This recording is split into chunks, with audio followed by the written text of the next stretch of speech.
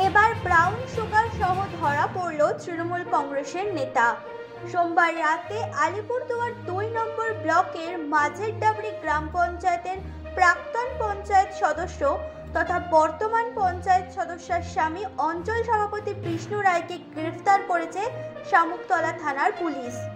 তার কাছ থেকে উদ্ধার হয়েছে 50 গ্রামের বেশি ব্রাউন সুগার।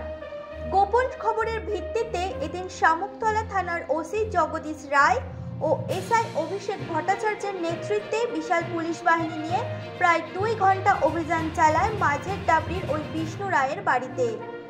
পাশেই তৃণমূল কংগ্রেসের কার্যালয়। পুলিশ অভিযান চালিয়ে 3টি মোবাইল, একটি বিলাসবহুল গাড়ি সহ 2 জনকে গ্রেফতার করে। ঘটনাস্থলে পৌঁছান এসডিপিও।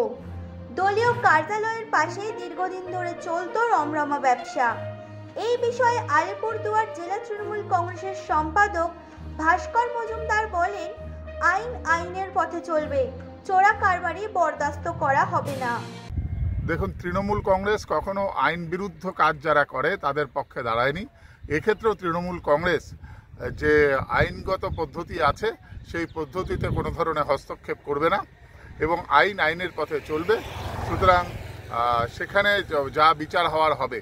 বিজেপিকে এই নিয়ে কোনো মন্তব্য করতে হবে না, এই নিয়ে তাদের মাথাও ঘামাতে হবে না। আইনের পথেই চলবে। মানুষের পাশে, মানুষের সাথে আমরা আছি এই বাংলাতে। আপনারা দেখছেন সংবাদ শিরোনাম। দেখলেন তো অনেক কিছু, এবার দেখুন নতুন কিছু।